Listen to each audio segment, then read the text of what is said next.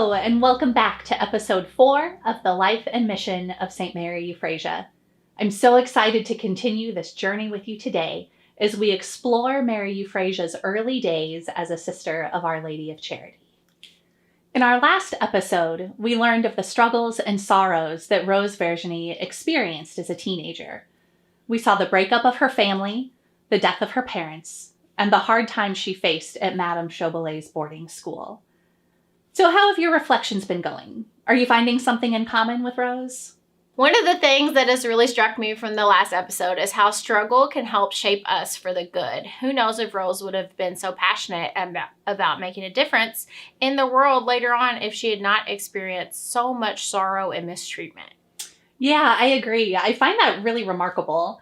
It seems that when we can look at a trial as an opportunity for growth and something better, then great things can happen and our character is shaped for the better. It's not an easy path. And since we have all had our own challenges in life, we know that it would have been understandable if Rose had turned inward to care for herself. But she didn't. She turned outward to others. Why? I suppose we can guess that the early modeling of her parents helped.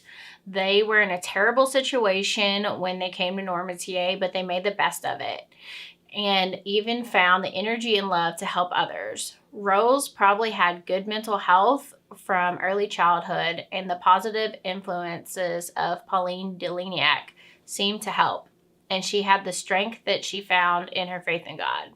Speaking of that, you mentioned at the end of the last episode that Rose and Pauline de Lignac had a shared interest in religious life. That's true.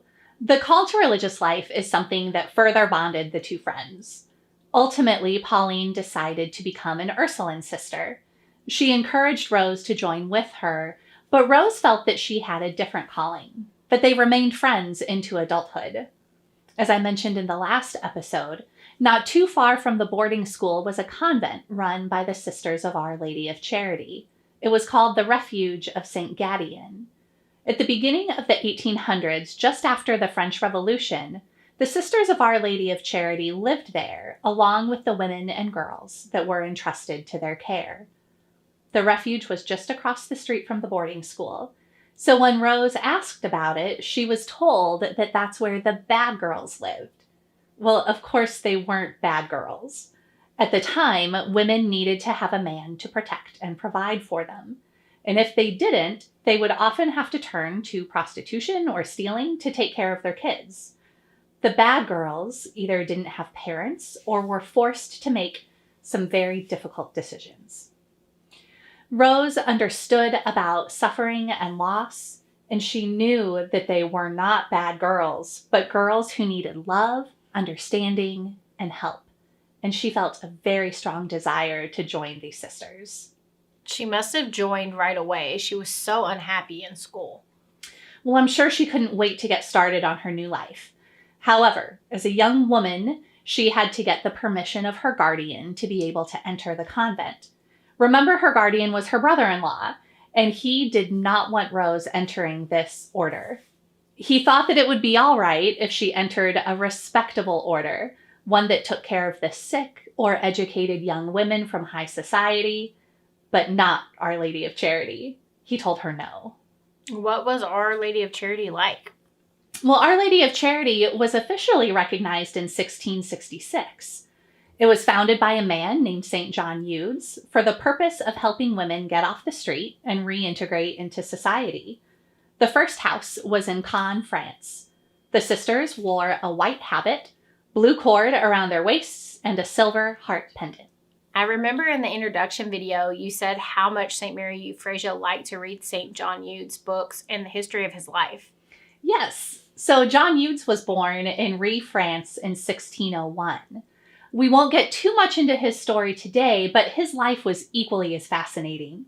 He was a priest and a traveling preacher, and he recognized the plight of women during his time, and he wanted to do something for them. He asked his cousin, Madame Lamy, to take in a few women and teach them some skills, keep them safe, and get them back into society. Well, as you can imagine, it was difficult work.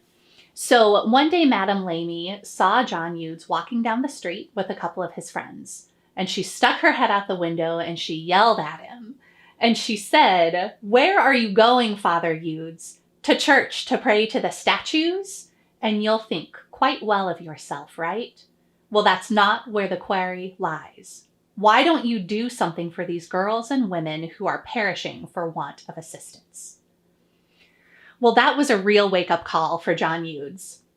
As a result, he founded the Sisters of Our Lady of Charity of the Refuge in 1641 and gave them the task of taking these disempowered women in, clothing them, feeding them, and showing them God's love. And as I said, it was officially recognized by Rome in 1666. In founding this new order of religious women, St. John Eudes understood the difficulty of the work. And so in addition to the 3 normal vows that sisters take, he gave the Sisters of Our Lady of Charity a 4th vow, and it was called Zeal for the Salvation of Souls. Today we just call it zeal, and you can think about zeal as being love in action. So back to Rose Virginie now. She was very drawn to this idea of zeal and knew that she had found a place to live out her calling, which matched so well with her own personal mission for her life. She wanted to make it possible for those who could not give and receive love to be able to be healed in mind, body, and spirit. She also wanted it to be possible for them to reconcile and reconnect with others, themselves, and God. That was what she wanted her life's work to be. But you said her guardian said no. He did say no, several times, in fact. Madame Chobalet also tried to convince her to join a different order. But as we have learned about Rose, she was very persistent and driven by her calling. She persevered in her desire to enter Our Lady of Charity. Eventually, her guardian relented and said that she could join, but that she would have to wait until she was 21 years old. I'm sure she was thrilled to start her new life. And that's when she became St. Mary Euphrasia? Yeah, so it was traditional then that upon making vows and becoming a sister, a woman would receive a new name. The first name, Mary, is after Jesus' mother, and the second name was a saint's name. And this is a way of letting go of their worldly identity and also of taking on a spiritual role model. Rose loved St. Teresa of Avila. You can see this if you read her conferences, where there are frequent references to St. Teresa's writings. She asked to be named Sister Teresa, but she was told to choose another one. St. Teresa was very popular at the time, and a name like that was one that a superior should give to someone, not one that a person should ask for. So she then chose a very obscure saint, St. Euphrasia, who was an Egyptian princess who had died in the year 410. And that is how we have come to know Rose Virginie as St. Mary Euphrasia. It's interesting, though, to learn that St. Euphrasia was somebody that St. Teresa also admired very deeply. So, in spite of not being able to take the name Teresa, Mary Euphrasia still kept a connection to her. What do we know about Mary Euphrasia's time as a young sister? She was a gifted and talented young person. She built relationships easily with the older sisters. All of the sisters were significantly older, and there were few, if any, peers in the house where she entered. She was a delightful young sister among many elderly sisters who had suffered extensively during the persecutions of the Revolution. I'm sure she was a breath of fresh air. Her early years there would have centered on shared prayer, community life, and work with the girls in their care. Because she had a bright mind, her superior encouraged her to study the Bible, which was unusual for women at the time. She also loved to read about the history of the congregation and the writings of St. John Eudes. Most likely, she also spent time sweeping in the chapel, cleaning, and cooking. Most novices also sewed, but Mary Euphrasia had no talent for that, so she didn't have to.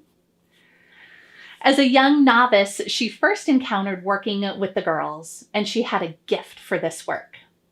From her experience at the boarding school and her studies, she developed her philosophy in dealing with the girls that were to come into her care. She was a very competent group worker, and had an incredible understanding of troubled teens and women and their need for love and respect. She tells the story of being with the girls one day when they were upset and the group seemed like it was going to go in 1,000 directions on her and that there would be problems, and how she held them together by spotting a grasshopper in the yard and brought it to them so they could all gather around and name the grasshopper and care for him, and the day was saved, thus showing her sensitivity to group dynamics, her responsiveness, and resourcefulness. It sounds like she was perfect for Our Lady of Charity. What an amazing set of talents. Yeah, I agree. It's interesting then that she said of herself towards the end of her life, "I had no outward gifts or talents. I only loved, and I loved with all the strength of my soul." In her work with the girls, she encountered many whose lives changed, and they decided they wanted to stay with the sisters.